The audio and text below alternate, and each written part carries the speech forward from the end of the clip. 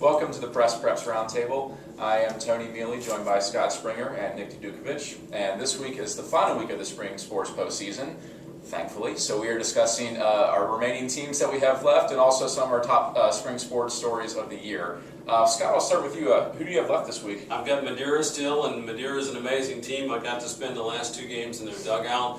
What amazes me, 5 seniors, 5 juniors, 5 sophomores. The 5 sophomores, big contributors. Zach Jensen, Andrew Benintendi, Brad Almquist, Timmy James. A lot of these kids, I'm amazed that they're sophomores. And then they had their second baseman, Cody Rizzuto, went out injured. They had a freshman, Matt Ballwig, in the game over the weekend. A freshman off the JV team turned into 4-6-3 double play. Not an easy one to do. Madeira, great run, and we'll see what happens with them. Also, Glen Estee at softball, Felicity Franklin softball, Deer Park softball. All those girls had great runs. Sadly, they're all done. Teams that I thought I'd be watching a little bit longer, but they had amazing seasons. Well, I know I'm going out on a limb here, but I think Claudia Saunders is going to repeat in the 100 hurdles in Division I girls track. It's possible. She's pretty good. Yeah, she's good at hurdling.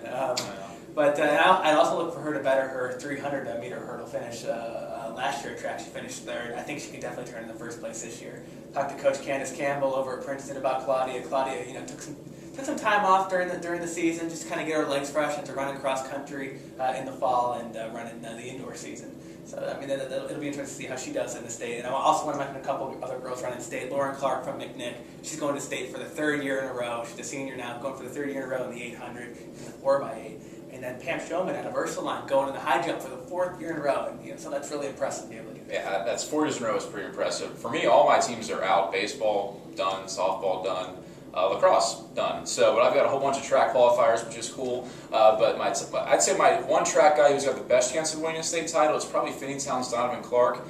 He's won Michigan State on a football scholarship. He's a very good thrower in the shot and the disc. He's got a better chance of winning at the shot. I believe he was a regional champion in that event last weekend. But what were some of your guys' top spring sports stories this year?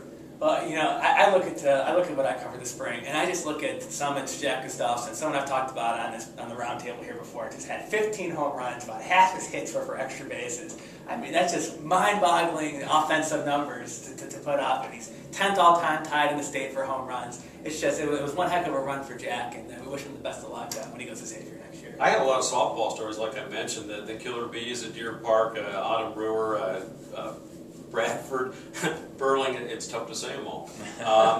They were pretty awesome. Montana and Ware, we talked about her. She's going to be around. The whole team's going to be around a whole nother year. So you better find them. If you don't know who they are, you better find them. I've told you this for 2 weeks now. Start listening.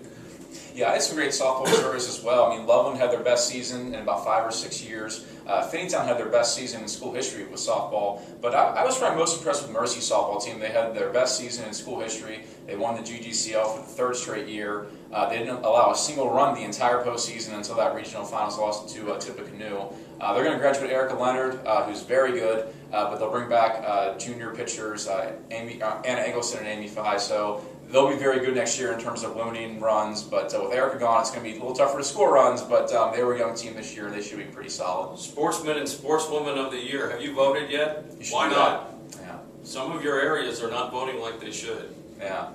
We won't name names or papers, but should we name papers? But we're calling your parents. Well, that went pretty well, I think. Okay, we're done. Thanks for listening.